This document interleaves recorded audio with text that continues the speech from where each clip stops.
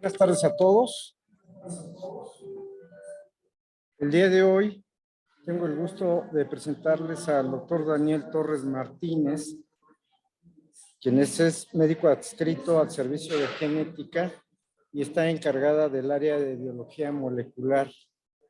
El doctor Torres es especialista en biotecnología y tiene maestría en ciencias de la salud por el Instituto Politécnico Nacional. Nos va a hablar de un tema que, bueno, siempre es de actualidad, las vacunas, cuando en realidad nuestro país siempre ha sido líder en cuanto a la vacunación y también en la producción. Sin embargo, bueno, pues él nos va a explicar qué es lo que ha sucedido con la producción de vacunas en México. Adelante, doctor, y gracias por aceptar la invitación.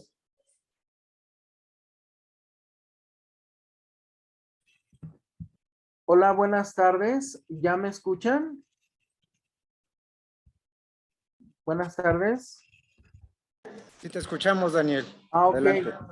Muchísimas gracias, doctor Marco Antonio Durán. Le agradezco esta amable invitación para poderles compartir un tema que es de un interés para todos y de una gran actualidad, sobre todo por la pandemia que estamos pasando, que es la producción de vacunas en México. Le agradezco al doctor Marco Antonio Durán, a toda la mesa directiva, su labor y su gestión para poder organizar estas sesiones, que espero sean sobre todo de una retroalimentación mutua para establecer quizás algunas respuestas, algunas estrategias y sobre todo compartir esta información para enriquecernos como compañeros. En cuanto a la presentación, la he organizado un poquito en este sentido de historia de las vacunas en México, los diferentes tipos de vacunas que tenemos, el panorama actual de las vacunas que tenemos en México, una propuesta del camino hacia la soberanía en producción de vacunas y bueno, algunas propuestas para la producción nacional de vacunas en México. Para iniciar algunos hitos históricos de la vacunación en México, es importante mencionar al doctor Francisco Javier Balmis, el cual introduce la vacunación antivariolosa en 1808. Gran parte de esta labor fue convencer a la población de esta necesidad de poder enfrentar previamente lo que es la medicina preventiva ante la viruela, que era una enfermedad sumamente agresiva que causaba estragos grandes, incluso la muerte. Y bueno, una gran parte de esta labor la realizó el doctor Francisco Javier Balmis en 1808. Casi 100 años después, el doctor Eduardo Lisiaga inicia en 1903 la formación del Instituto Antirrábico Nacional. Y bueno, el doctor Eduardo Lisiaga, entre sus múltiples actividades, viaja a Europa y se contacta con Luis Pasteur, quien le obsequió un cerebro de conejo inoculado con el virus de la rabia.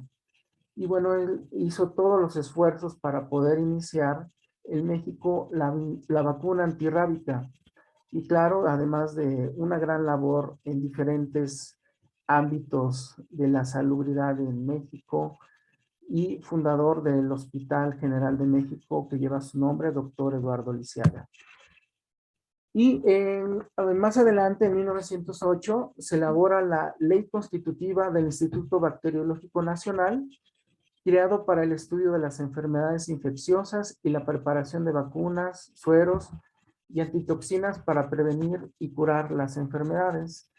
Esta presento algunas fotos de la fachada de este instituto, que fue precursor de las vacunas en México.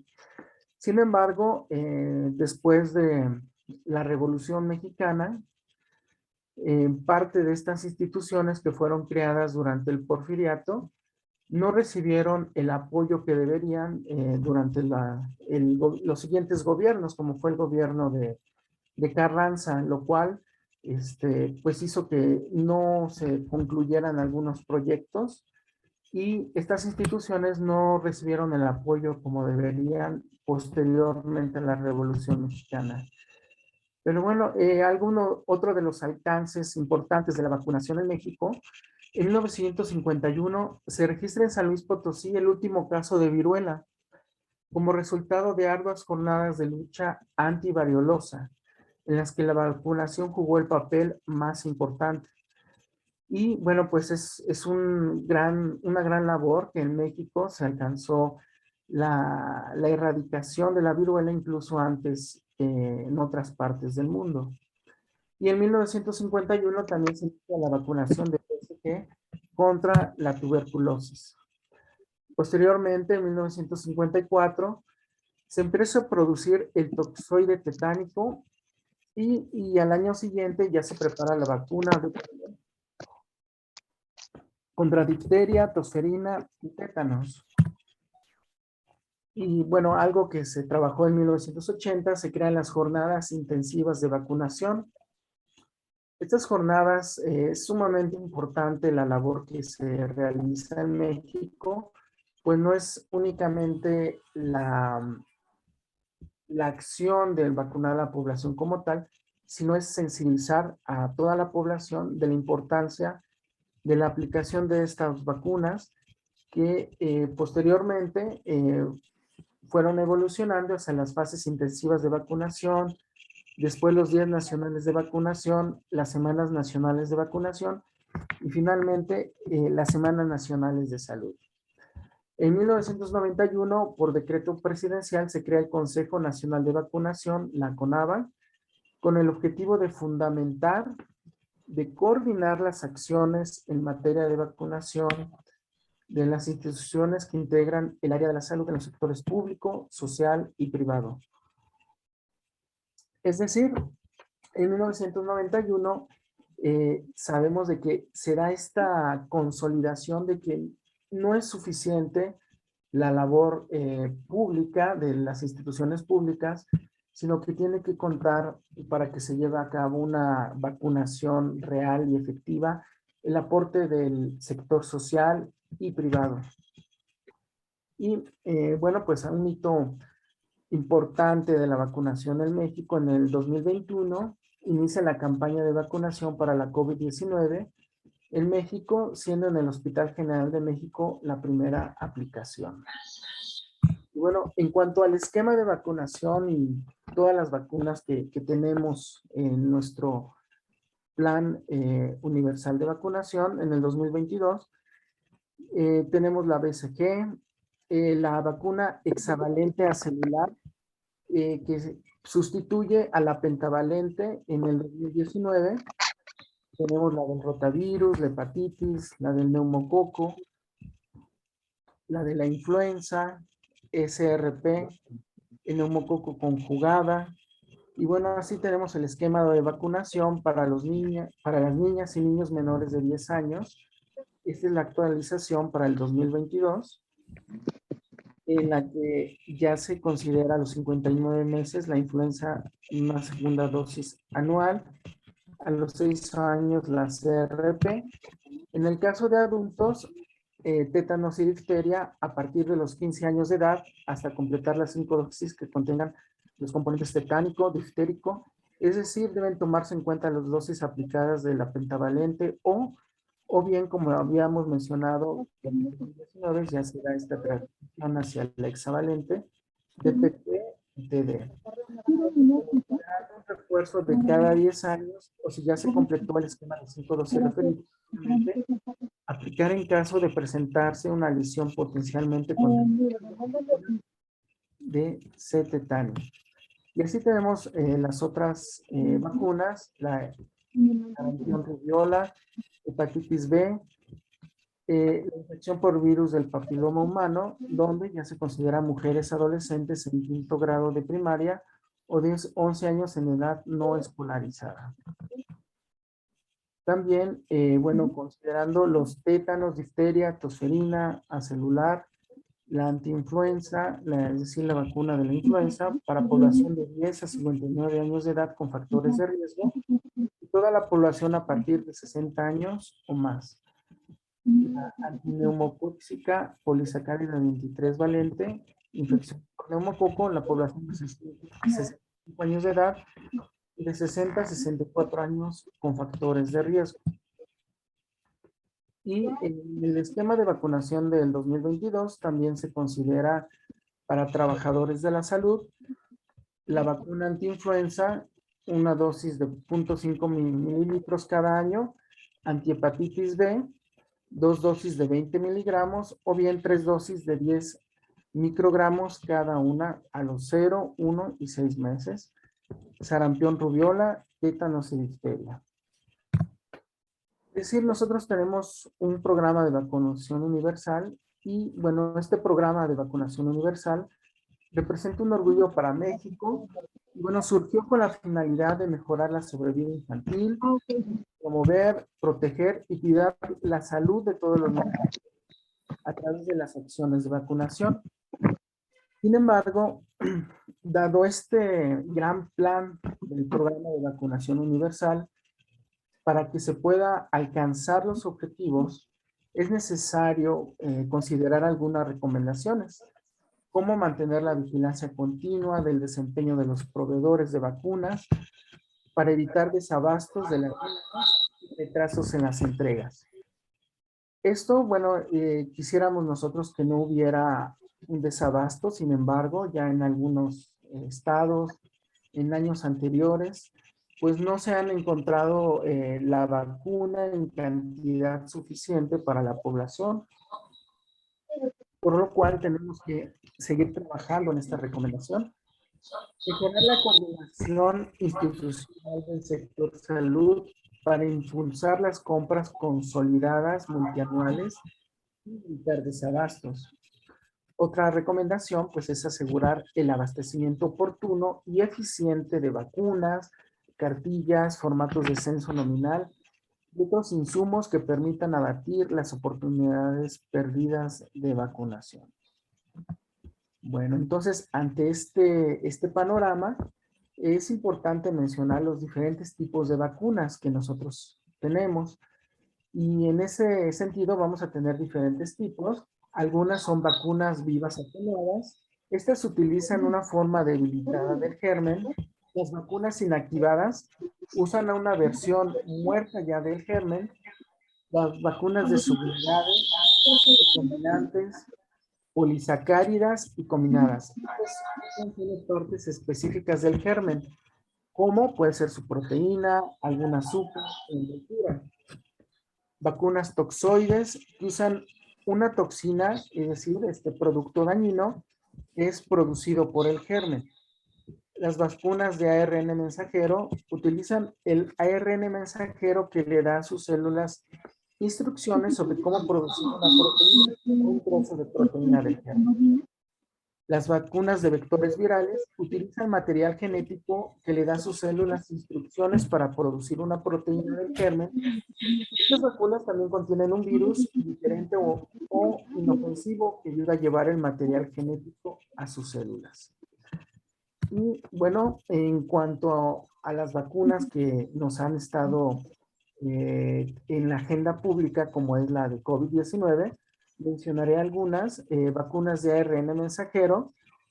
Estas, considerando el COVID-19, la proteína Spike, la información para generar esta proteína, el RNA mensajero, le brinda a las células las instrucciones sobre cómo producir la proteína de la espina que se encuentra en la superficie del virus de la COVID-19.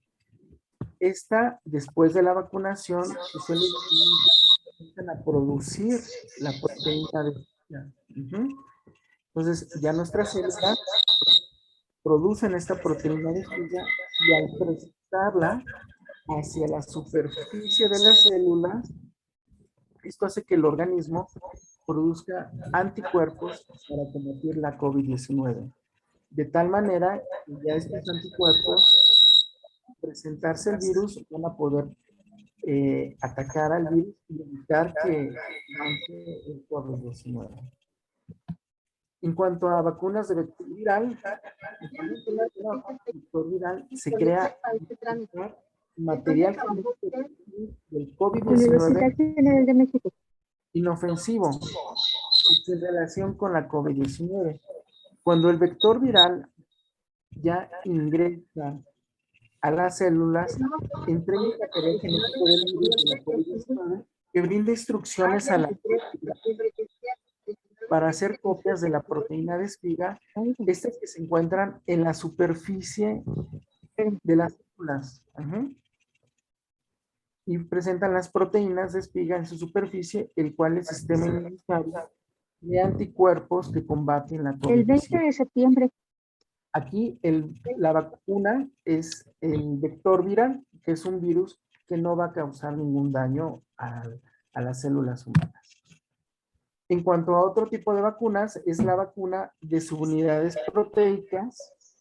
Aquí, en estas vacunas, las subunidades solo se incluyen la parte del virus que mejor estimulan al sistema inmunitario. Una vez que el sistema inmunitario reconoce las proteínas S, crea anticuerpos y glóbulos blancos de defensa. Y bueno, ya más tarde, si estas se ven infectadas por el virus de la COVID-19, los anticuerpos combatirán el virus. Es decir, en estas vacunas de subunidades proteicas, es la propia proteína del virus que se inyecta en la persona, lo va a reconocer las células y van a generar anticuerpos. Bien. Entonces, para poder entender un poquito más este proceso de producción, permítanme un momento. Así es. Les preparé un pequeño video. En este video es de un proveedor para la industria farmacéutica, pero te va a mostrar cómo están distribuidos los diferentes etapas productivas, que va desde el almacenamiento de las líneas celulares, posteriormente la producción del virus y posteriormente la inactivación. En este proceso de producción de vacunas, existen diferentes operaciones hasta llegar al producto. Y viendo el siguiente proceso, podemos entender un poquito más de toda la infraestructura necesaria, la inversión que se requiere para producir una vacuna. Imprima la cita, le va a llegar a su correo, abra el correo y ahí va a decir la hora que le tocó, a dónde va a acudir. Bueno. Okay. Y la cita para que me ingresen o que me integren a la nómina. Ah, la hora. Déjenme.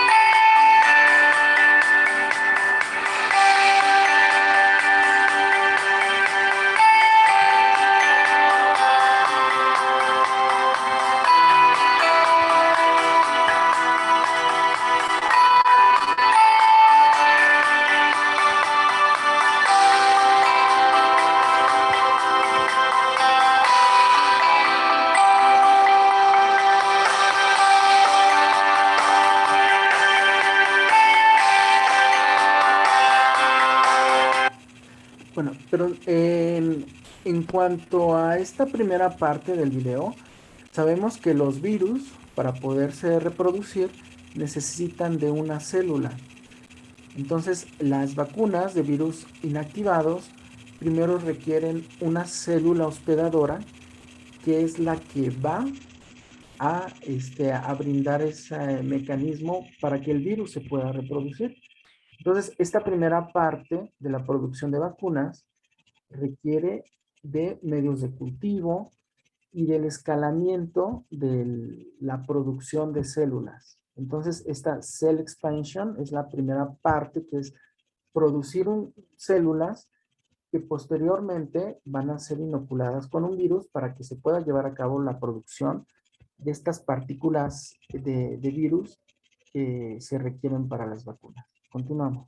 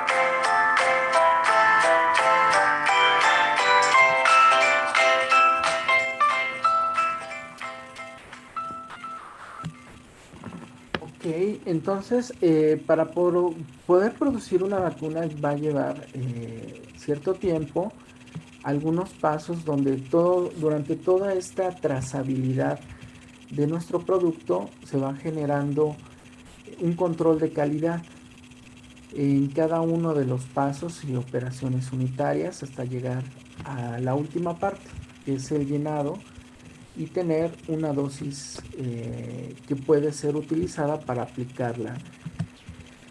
Pero la logística de esta producción de vacunas no es únicamente a nivel laboratorio, sino que también en cuanto a la distribución, las cadenas de frío que debe de seguir es sumamente importante.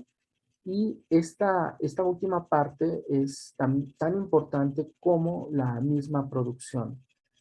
Es decir, que si no tenemos una buena logística en la aplicación de la vacuna, pues no se cumplirá con el objetivo, que es que nuestros pacientes, nuestros usuarios, la población, tenga una vacuna aplicada de la forma correcta con el producto de calidad en el tiempo adecuado. Estos productos biológicos pues tienen una sensibilidad a la temperatura, algunos son más sensibles que otros. Entonces, vamos a ver un último video en el que se considera precisamente no solamente la parte productiva, sino hasta la distribución. Este video fue tomado de de una empresa, una farmacéutica alemana que distribuye tanto vacunas humanas como para de veterinaria.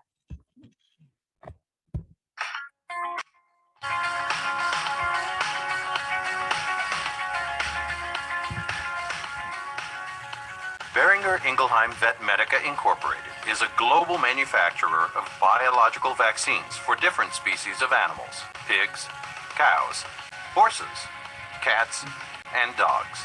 For more than 30 years, Boehringer Ingelheim's veterinary vaccine manufacturing operations have been located in St. Joseph, Missouri. And in 2009, the company added a second vaccine manufacturing facility in Fort Dodge, Iowa. Each year, over 1 billion doses of vaccines are produced by more than 1,100 employees in multiple shift operations and distributed to more than 50 countries worldwide. Driven by the on-site research and development teams for new vaccines and supported by the International Regulatory Affairs, Quality and Compliance, Logistics, and Plant Services groups, manufacturing operations ensures that both existing and new high-quality products are distributed to these markets in a timely manner. This process ensures Boehringer Ingelheim's mission to deliver leading and innovative solutions to prevent, treat, and cure diseases in livestock and companion animals. Vaccine production consists of 3 major steps: antigen production, final vaccine production, packaging, and labeling. Let's review these 3 steps. Antigen production. Antigens in veterinary vaccines can typically consist of viruses or bacteria. They are produced in complex media, liquids that contain nutrients such as carbohydrates, proteins, and vitamins, which are essential for the replication of the organisms. The powdered media components are weighed, added to a medium preparation vessel where high-quality water is added to dissolve the powder, and then it is sterilized by either membrane filtration or heat in an autoclave or vessel. Let's take a more detailed look at bacterial antigen production. There are 2 different kinds of bacteria: aerobe bacteria, which require oxygen for growth, and anaerobe bacteria, which do not tolerate any oxygen. More than 40 of these organisms are grown in fermenters up to 5,300 liters in size, with a total capacity of over 25,000 liters. In order to produce antigens on a large scale, multiple passages of growth occur, from the storage of seed material in small vials to initial growth in small glass or stainless steel containers, to the final large-scale fermenters. In order to avoid contaminations or cross-contaminations, the initial passages are carried out in isolators or biosafety cabinets. Under strictly aseptic conditions, the bacterial cultures are transferred from one container to another and then incubated under the appropriate conditions for the individual organism. Further transfers into the larger stainless steel fermenters occur through steam-sterilized closed connections and are supported by sophisticated computerized systems. This assures an automated process with consistent and high-quality control under good manufacturing practice conditions. Once the bacterial fermentation is completed, the suspension is transferred to the downstream areas for further processing. Depending on the product, this could be either a concentration step, where the suspension is passed through hollow fiber membrane filters to remove liquid and thereby concentrating the antigen. A centrifugation step, to separate the bacteria from the liquid. A filtration step, to remove solids from the suspension. Or an inactivation step, where the live organisms are chemically inactivated under controlled conditions. Finally, the antigen harvest material is stored in plastic or stainless steel containers until it has been tested and released successfully for further processing in the final vaccine batch. Now let's take a closer look at viral antigen production. Since viruses are not able to replicate on their own, they have to be produced in host cells such as mammalian cells or insect cells. At BIVI, we routinely maintain about 20 different cell lines for use in the production of more than 50 different viral antigens. These cells are stored frozen in liquid nitrogen at temperatures well below -100 degrees Celsius. To start the cultivation, the cells are removed from the liquid nitrogen storage container and transferred into growth flasks under sterile conditions. Some cells require a surface for replication. Those are grown in rotating plastic containers called roller bottles. Other cells can be grown in suspensions, and we use glass vessels with an impeller for mixing. The cells are routinely sampled and can be monitored under the microscope to assure the highest quality and the proper time for transfers. Since cells typically replicate only once every 24 hours, the process of achieving final production scale can take up to several weeks. Once the cells have been passaged and expanded to large quantities, they are transferred into bioreactors up to 3,200 liters in size. After the virus seeds are added to the cells, they infect the cells, replicate within the cells, and finally disrupt the cells to be released into the medium where they can be harvested. At Boehringer Ingelheim, we use stainless steel vessels or disposable bioreactor systems for virus production. Some vessels contain stainless steel springs or small polymer beads as a surface for the cells to grow on. All other activities, including downstream activities, are similar to the bacterial processes. The bioreactors are highly automated, using computerized controls for online and offline monitoring, and managed by specially trained technicians. 3 of the viruses made in St. Joseph are human pathogens and are manufactured in a separate so-called BL3 suite. Special personnel protection, including vaccination, ensures safe handling of these products. Similar protection exists in Fort Dodge for handling live rabies virus. Final vaccine production. There are 2 major kinds of vaccines: modified live vaccines, which contain live bacterial or viral cultures, and inactivated vaccines containing chemically inactivated organisms. During vaccine formulation, one or several bacterial or viral antigens are combined with other necessary vaccine components, followed by the transfer of the bulk liquid in sterilized transfer lines to the filling room. For live vaccines, the active, live organisms must be preserved during the shelf life of the product. Sterilized glass vials are filled with vaccine at a precise volume which is checked for accuracy several times during the filling operations. High-speed fillers in Fort Dodge are mainly used for companion animal vaccines, whereas high-volume fillers for livestock vaccines are in place in St. Joseph. The entire filling process is carried out under very strictly controlled aseptic environmental conditions, with sterile laminar airflow in the entire filling line. The partially stoppered vials are manually transported and loaded into the freeze dryer. This highly sophisticated computerized equipment allows a controlled freezing and water evaporation process. The remaining dry vaccine cake allows long-term storage and can be rehydrated with a liquid prior to use of the vaccine.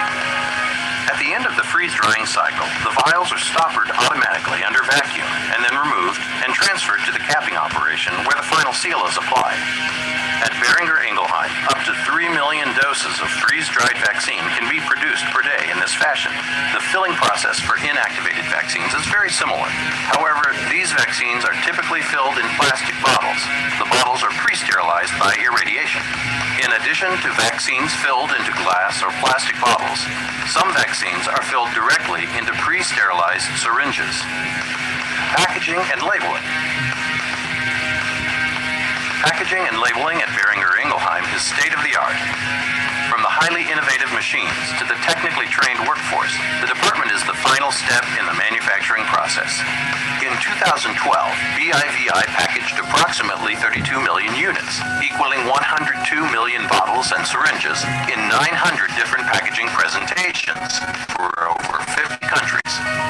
Batch sizes range from as small as 15 units up to 200,000 units, in sizes from 1 milliliter through 1,000 milliliter bottles. The packaging and labeling department employs over 100 team members across 3 shifts. Each of the 18 packaging centers is designed for specific operations that include labeling, cartoning, bagging, tray loading, flow wrapping, auto cartoning, and manual packaging processing. Each product is required to include labels, inserts, display, and meet a number of mandatory requirements to help track batch and lot numbers before it can be distributed to the customer. The packaging and labeling team is responsible for ensuring each product has met the requirements, and in order to do so, has several checks in the packaging process. process. Not only is each product manually monitored by operators, VIVI also uses sophisticated technology to complete tasks such as thermal imprinting lot numbers and expiration dates on the label, as well as utilizing vision systems to ensure every label has exactly what regulating agencies require. Packaging personnel inspect every bottle as the bottles are prepared for subsequent cartoning, and operators and inspectors reject bottles that do not meet stringent quality standards. The unit cartons, which is what most end customers see on the shelves, also require information to be displayed, such as the lot number, expiration date, and barcode to meet regulatory requirements. And similarly to the labeling operation, a laser system and technically advanced vision system are utilized to not only imprint the information on the carton, but verify the information is correct. The one departure from the above concept is the automated cartoning line, affectionately known throughout the corporation as the Autobahn. This technically advanced machine is named after one of the fastest routes traveled in the world because of the speed, quality, and efficiency. The Ok. Bueno, el anterior video era para que pudiéramos entender un poquito de lo que es la logística y de la parte que más adelante les voy a hablar que se está realizando en México. Entonces, muchos de los desafíos que tenemos que mencionar en la producción de vacunas en México, y históricamente, en 1990, México fue uno de los 7 países del mundo autosuficientes para elaborar todas las vacunas del programa ampliado de inmunización. Es decir, teníamos la capacidad para producir las vacunas que se aplicaban para toda la población mexicana. Sin embargo, hubo un descuido de los gobiernos y también, bueno, por parte de las farmacéuticas, no hubo también otros intereses. Y en 1998, con la introducción de la vacuna SRP, México dejó de ser autosuficiente en este tipo de producción de vacunas. En aquel entonces, la Gerencia General de Biológicos y Reactivos no estaba preparada en infraestructura ni en tecnología para ampliar su cartera de biológicos, y el país se vio en la necesidad de importar vacunas. Entonces, hubo una que quizás con fines únicamente económicos, se decidió adquirir la vacuna al menor costo por dosis, dejando la parte de la producción. Se empezó a dejar la productividad de estas vacunas. Y este fue un problema que fue creciendo. Es decir, en lugar de producir nuestras propias vacunas, únicamente se empezó a trabajar en la parte de la importación y la comercialización.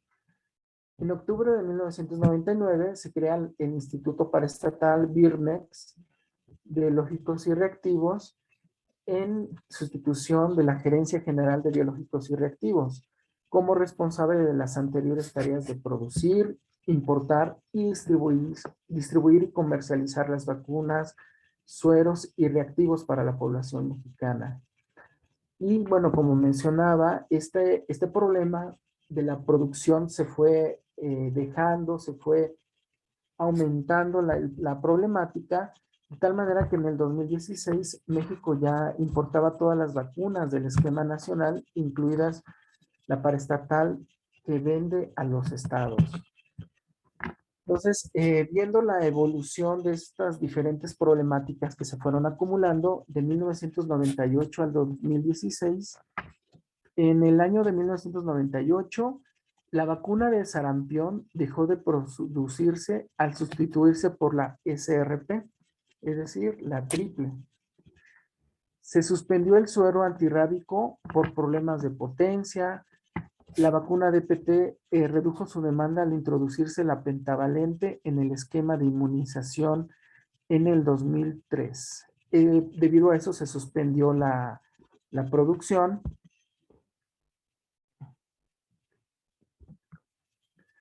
Okay. Y en el 2008, por mencionar otras situaciones que se fueron dando, se suspendió la producción de reactivos de coccidiodina e histoplasmina por la baja demanda y existir un sustituto en el mercado.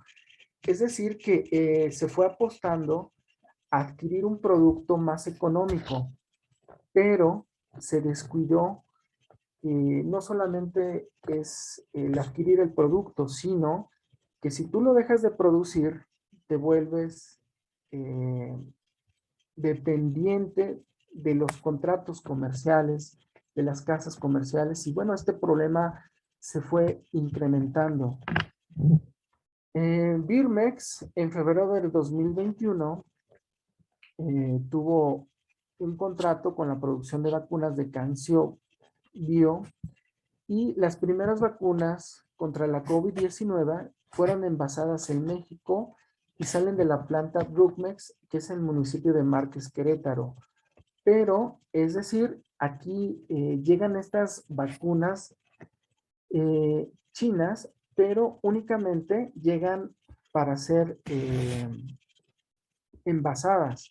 Entonces, de todo el proceso de producción, ya llega el biofármaco, es decir, llega el producto biológico a granel, y en las plantas de Querétaro únicamente se envasa para lo que es el generar la presentación, que es ya para su aplicación por parte del personal de salud. Este fue en febrero del 2021. Entonces, únicamente se cubre la última parte, que es el envasado. Pero bueno, es lo que se estaba realizando en febrero del 2021, porque el producto como tal se producía en China, el biológico, y únicamente fue envasado en México. En el 2021, el año pasado, está esta propuesta de la vacuna patria para la COVID-19. Esta vacuna involucra a varios actores, entre ellos una parte muy importante de impulso del CONACYT, de esta otra empresa Avimex, participa en la investigación clínica por parte del INER, del IMSS, y se planteaba que estuviera lista para diciembre del 2021. Pero, bueno, sabemos que no está todavía esta vacuna. Planteaba grandes oportunidades, como obtener ahorros en la compra de vacuna y establecer una plataforma biotecnológica mexicana para la producción de vacunas. Y sí, esta propuesta era buena, es muy buena porque se buscaría la soberanía de poder adquirir ese producto producido en México, flexibilidad en cuanto a la adaptación a nuevas variantes, otros virus, y bueno, como mencionamos, la soberanía en términos de producir nuestros propios productos biológicos y ahorrar hasta el 855% en cuestiones económicas. Como mencionaba, para poder alcanzar este objetivo, había varios aportes de Amexit mediante la Secretaría SRE de 15 millones de pesos, con ACIT 135 había una bolsa de 150 millones de pesos. Sin embargo, esta vacuna aún está en la fase 2. No ha llegado a liberarse para poderse producir. Y bueno, como mencionábamos, existen todos estos pasos previos para poder obtener la vacuna ya como producto terminado. No se ha podido alcanzar, sin embargo, es una iniciativa valiente, importante del Gobierno de México para poder generar una industria biotecnológica que pueda solventar estos problemas. Y bueno, aún dentro de este contexto, la iniciativa COVAX, que involucra 172 países, es una colaboración para un acceso equitativo mundial a las vacunas contra la COVID-19. Y bueno, esta iniciativa busca dosis de vacunas para al menos el 20% de la población de los países que participan. Dentro de esta cartera de vacunas diversificada entre los países que participan en esta producción, y la idea es entregar las vacunas tan pronto como estén disponibles y poner fin a la fase aguda de la pandemia, reconstruir las economías. El 21 de mayo del 2021, el el señor presidente Andrés Manuel López Obrador menciona que el 30% de producción de la vacuna patria estaría destinada a esta iniciativa. Sin embargo, la posición de Birmex respecto a la reunión anual del Consejo Asesor Internacional del Fondo Ruso de Inversión Directa, el 3 de junio, el director general de Birmex, Pedro Centeno Santaella, menciona que invitaba a realizar la transferencia tecnológica para la producción de las vacunas rusas en nuestro país, en beneficio de México y pues de los hermanos del continente americano. Pues todavía es una iniciativa que no se ha alcanzado del todo, pero pues en resumidas, este mensaje que les quería mencionar es que México en algún momento de la historia fue autosuficiente en 1990, después hubo un abandono de esta producción, necesitamos seguir invirtiendo, apostando a Birmex, apostando a las instituciones, de tal forma que sea una reactivación de la plataforma biotecnológica en México, porque hasta el momento no hemos podido producir nuestras propias vacunas y se ha vuelto una dependencia de contratos comerciales.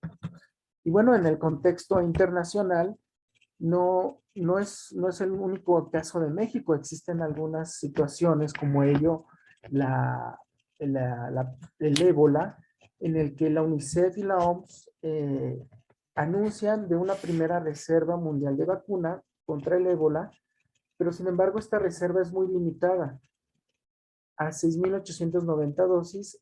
¿Por qué? Porque este tipo de situación, por ejemplo el del ébola, son brotes relativamente raros y para poder financiarlo es a través de la UNICEF, de la OMS, el tener estas reservas. Y también, bueno, el mensaje es que existen retos en cuanto a las diferentes enfermedades, que el tener una vacuna disponible no es sencillo, pero se tiene que ir avanzando en la producción, al menos como esta iniciativa contra el ébola, de tener una dosis, una reserva limitada, sí, limitada, pero que se puede accionar cuando se den algunos brotes de ébola. Y más reciente, en nuestro país, que ya es una alerta sanitaria, la vacunación contra la viruela símica. Bueno, no existe una vacuna específica para la viruela símica, pero se ha encontrado, se ha reportado que las vacunas anteriores para la viruela tienen cierta protección para la viruela símica. Y la vacuna más reciente fue desarrollada en el 2019 y la OMS en su página, la INVAMUVE, la recomienda para la viruela símica. Esta pues está muy poco disponible y pues hasta el momento no hay reportes de que esté esa vacuna disponible en México, pero son alternativas que se tienen para estos nuevos retos. Bueno, pues de mi parte es todo. Agradecería sus comentarios y aportaciones en cuanto a la producción de vacunas en México.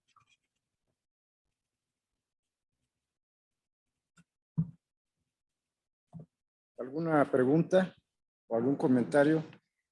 Un tema de interés actual, ya que pues estamos ya en un proceso de reactivación de mutaciones de los virus y cada vez es más importante saber sobre las vacunas y bueno, el estado actual que presenta nuestro país con respecto a la suficiencia de vacunas. El doctor Sierra quiere hacer una pregunta. Sí, adelante.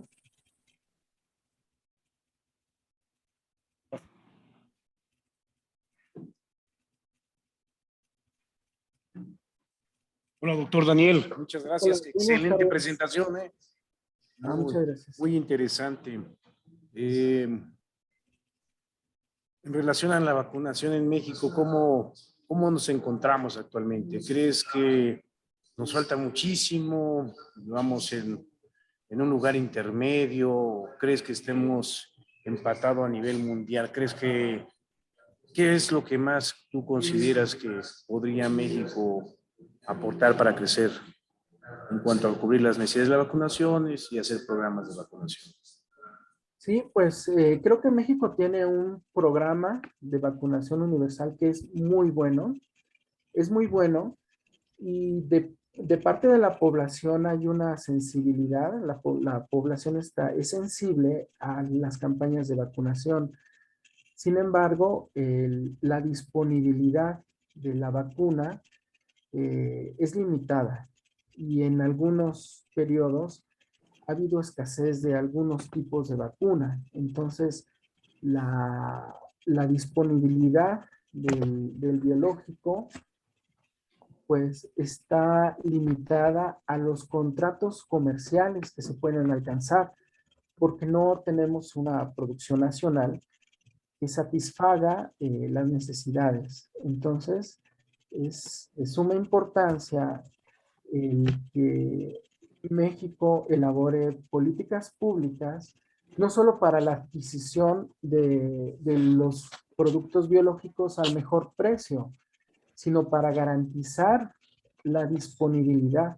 Entonces, creo que se ha tenido un alcance importante en la vacunación y en días pasados, bueno, en el presente, a pesar de que estamos ya viviendo esta quinta ola de COVID, vemos que los estragos o los resultados de los nuevos contagios han disminuido en severidad. No se ha reflejado en un número de hospitalizaciones altas, precisamente por estas acciones de vacunación que ya le dan a la población una protección.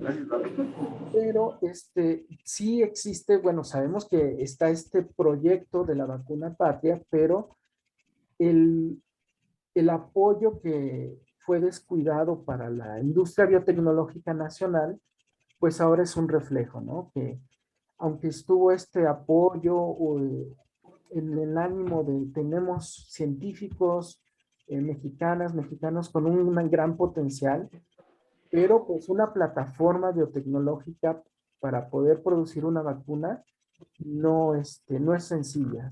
Como mencionaba, es una inversión millonaria y podríamos ver, bueno, veíamos que se nos anunciaba un fondo de 150 millones de pesos, pero realmente considerando la inversión en todo lo que se relaciona a la producción y distribución de vacunas, pues realmente es muy poco. Entonces, sí se requiere seguir invirtiendo en la producción para que el alcance del porcentaje de vacunación sea lo más alto posible para proteger a la población. Daniel, caray, solo te felicito, excelente presentación, muchas gracias. Muchas gracias, doctor. ¿Alguien más tiene alguna pregunta o algún comentario? Bueno, les agradecemos mucho al doctor Daniel Torres su excelente presentación y los invitamos para que el próximo jueves estén con nosotros en un tema que es simulación y destrezas no técnicas por el doctor Marino Capurzo García. Y también los invitamos el día de mañana, vamos a tener la sesión general por parte de la Sociedad Médica con el tema palpitaciones y vaído por el doctor Luis Molina de la Clínica de Arritmias del Servicio de Cardiología del Hospital General. Muchas gracias por su asistencia y nos vemos el día de mañana. Gracias.